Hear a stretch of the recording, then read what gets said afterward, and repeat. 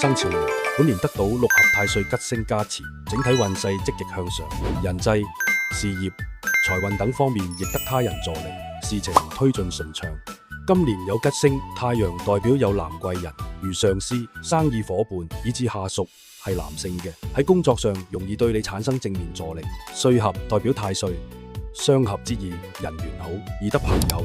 平輩、貴人之助，令你做起事嚟都順利咗唔少。留意天空星代表計劃易成空，隨機應變先至係生存之道。晦氣星代表做事情容易俾人捷足先登，談好咗嘅生意會容易俾人搶掉。